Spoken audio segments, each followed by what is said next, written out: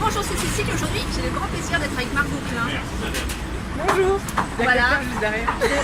Margot Klein de la route de la forme, d'Happy Web créatrice. Enfin, C'est plein de elle est choses. sur tous les Ouais. fronts. Mais justement, je suis en train de réorganiser tout ça. Alors voilà, ce que je trouve intéressant, c'est que Margot, elle était salariée en fait. Oui. Ah oui. Bien dans la ratrice. Oui, effectivement. Et son parcours est très inspirant pour moi parce que je t'ai connue, donc tu étais encore salariée. Ah oui. On faisait partie d'un petit groupe ensemble de C'est vrai. blogueurs. J'avais oublié. Elle a fait tellement de choses qu'elle a oublié. Et du C'est coup, vrai. C'était génial ça. ouais, on s'était réunis en une espèce de mastermind en fait pour s'aider à progresser.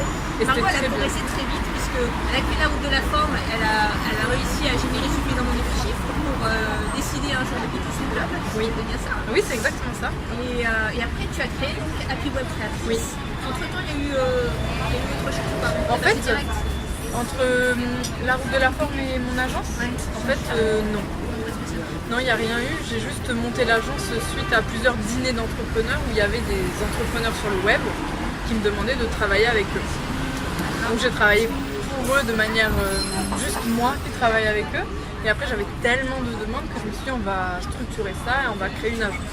En fait, l'idée derrière, c'est que les gens ils voulaient reproduire ce que tu avais fait pour une route de la forme, c'est ça? En fait, voilà, c'était très surprenant en fait quand je disais mes chiffres ou ma progression de manière assez naïve. Les gens me disaient ouais mais c'est trop bien, comment t'as fait? Donc j'expliquais et ils me disaient mais tu peux faire ça avec moi sur mon blog, sur ma chaîne, etc. Et je dis bah ouais on peut essayer. Et ils me disent ben vas-y on fait ça. Je l'ai fait, ça a marché, la personne en a parlé et la personne en a parlé. Et... De fil en aiguille, t'as Voilà. créé ton agence. Alors, est-ce que tu peux nous expliquer un peu quelles sont les différentes facettes de ton agence? Qu'est-ce que vous faites exactement? En fait, donc on travaille avec les entrepreneurs, majoritairement les web entrepreneurs, c'est-à-dire les business en dur qui veulent rester sur du dur. On ne travaille pas avec eux, c'est pas mon expertise et il y a des gens qui le font très bien. Donc nous on travaille uniquement avec des entrepreneurs qui veulent se lancer sur le web, qui lancent des produits sur le web et on les aide à être éthiques et à gagner plus. D'accord. Donc c'est un grand projet comme ça. Concrètement ça veut dire qu'on travaille leur positionnement, leur image de marque, ce qu'on appelle branding. On les aide à structurer leur offre, à créer leur stratégie digitale et à lancer leurs produits. Donc c'est une vision assez globale au final. Et là récemment, pour mettre du concret, on a travaillé avec Nathalie Cariou pour son lancement. Et là on va lancer un livre d'un auteur qui était publié chez Hachette, qui travaille avec Lui Magazine. Et on va le lancer sur le web. D'accord. Donc tu t'adresses à des gens qui ne sont pas forcément débutants. Non. Des gens qui ont commencé à vraiment... C'est des gens qui ont déjà leur activité. D'accord. Au minima, ils ont déjà leur activité et ils viennent me voir en me disant Margot, je veux gagner plus, mais je veux faire le bien en gagnant plus et je ne sais pas comment faire, tu peux m'aider. D'accord.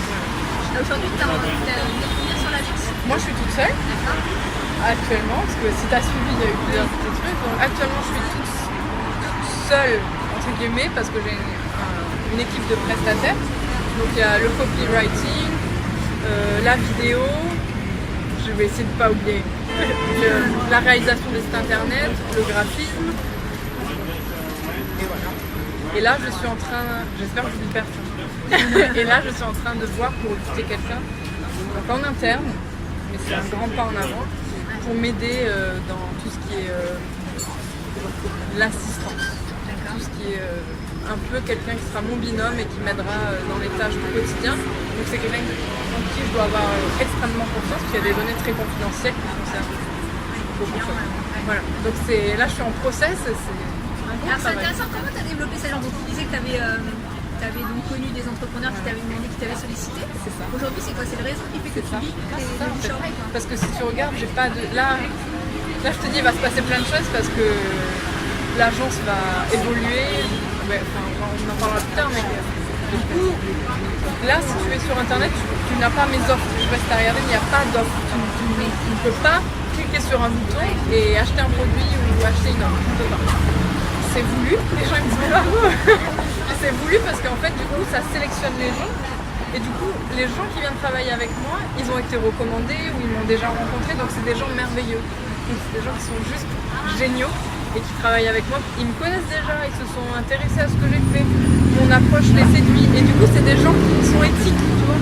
C'est pas des gros connards et c'est vraiment des gens merveilleux. Donc j'ai beaucoup de chance, je vais toucher tout le monde, parce que tous les clients avec qui on travaille sont vraiment géniaux. Donc ce qui me fait vivre en fait, c'est les gens qui parlent de moi, on travaille ensemble, comme ils sont satisfaits, ils parlent de moi. Parce que quand t'es content, t'en parles au final, tu vois, genre, un resto que t'aimes bien, tu vas en parler autour de toi. Tu dis, ah ouais, il est trop bien ce resto, c'est la même chose. Donc, Et dis-moi, comment tu parles d'éthique, qu'est-ce que ça veut dire pour toi l'éthique? Éthique, ça veut dire être éthique dans toute ta vie. C'est pas que sur le travail, c'est avoir des valeurs et les respecter. Et respecter les gens avec qui tu travailles, respecter la façon dont tu gagnes de l'argent. Par exemple, si tu gagnes, je donne toujours cet exemple. Mais pour moi, vendre des cigarettes ou vendre des armes, ou vendre un produit où tu sais qu'il va faire foncièrement le mal, abîmer la santé des gens, quoi, pour moi ça c'est pas éthique. J'ai pas envie de gagner mon argent si c'est pas éthique, tu vois. Je dis toujours aussi, si tu peux pas dire à ta grand-mère ce que tu fais parce que t'en as honte, il y a un problème, tu vois. Alors qu'est-ce que tu dirais aux gens? Alors ça c'est le produit, là, mais après il y a des gens souvent ils disent ouais le marketing c'est pas bien. J'aime trop les gens qui disent ça. Marketing, c'est oui, mal. on arnaque les gens, les manipule, etc. Ça j'aime trop. Ça j'aime trop. Alors qu'est-ce que tu dis à ces gens-là? Je leur dis le marketing là tu le trouves mauvais parce qu'il est utilisé mauvaisement. C'est un outil. Mais en fait, je dis toujours, tu vends des cigarettes avec le marketing. Pourquoi tu ne vendrais pas quelque chose qui change le monde avec du marketing? Oui, donc le marketing, pour toi, c'est juste un outil que tu vas utiliser à des fins qui soient bonnes, soit mauvaises. Mais parce que c'est une réalité en fait. Aujourd'hui, maintenant, on est tellement sur Internet que, ou dans la vie en général, les gens ont tellement des bonnes idées que si tu veux te démarquer, ton produit peut être le meilleur du monde, faire le meilleur truc du monde entier. Si les gens ne le connaissent pas, si tu ne le rends pas visible, tu peux pas changer le monde en fait.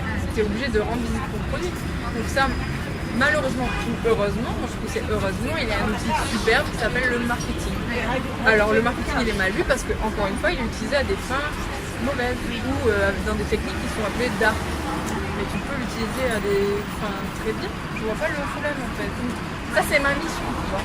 Donc toi ta vision pour ton avenir par rapport à cette activité-là, c'est d'aider un maximum d'entrepreneurs éthiques à développer leur business. Ou même, tu vois, pire, quelqu'un qui n'est pas éthique et qui se dit oh j'en ai marre de faire le mal.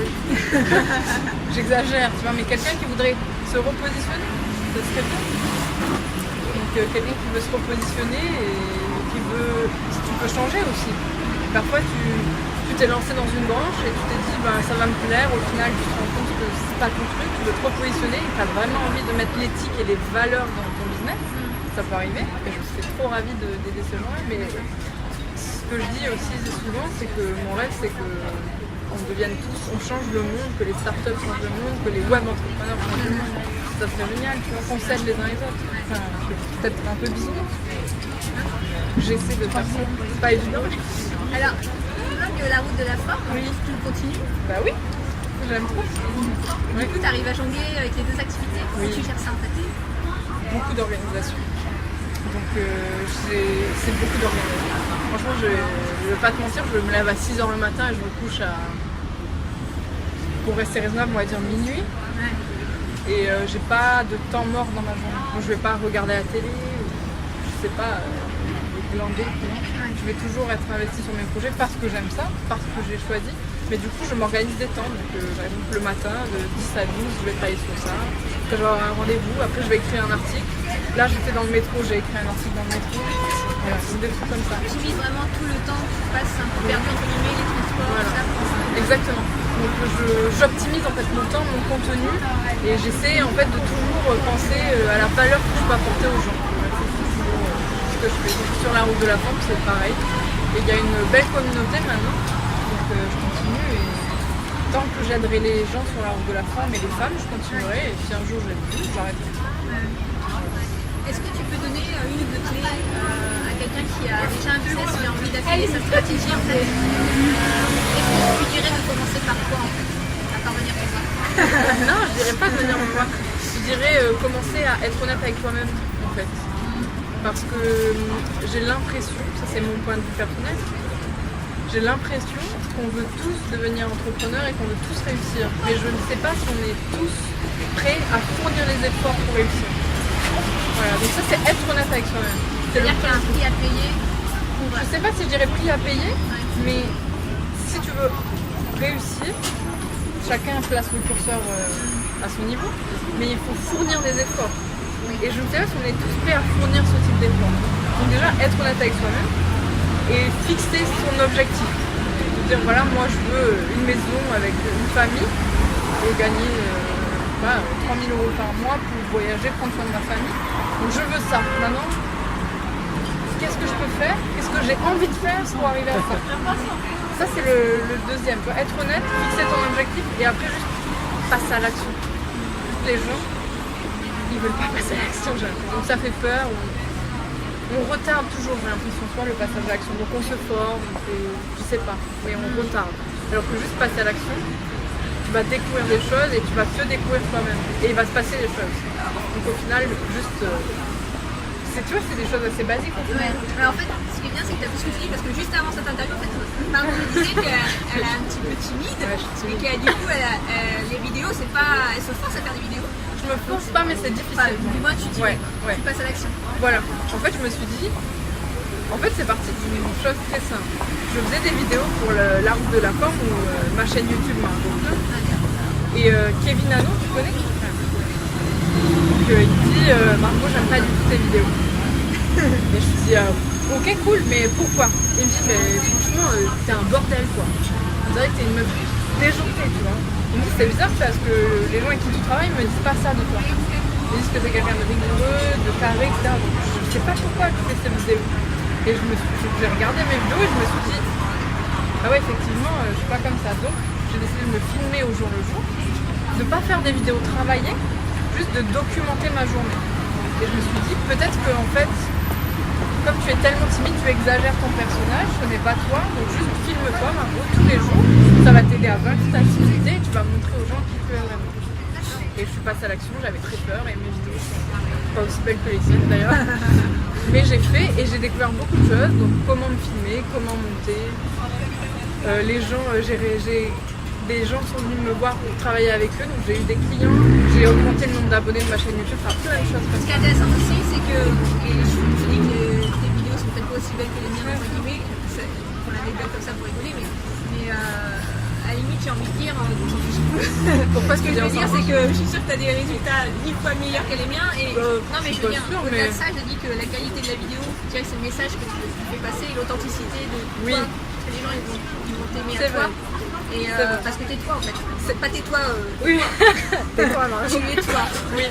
Et mais tu sais que c'est ce qu'on me dit tout le temps. Vraiment, ces vidéos qu'on va un peu plus design. Alors on est peut-être moins soi. Eh ben, je n'étais pas moi. Donc maintenant tu es toi. Donc maintenant j'ai décidé que pour être moi, compte tenu de ma timidité, je ne pouvais pas faire des vidéos travaillées.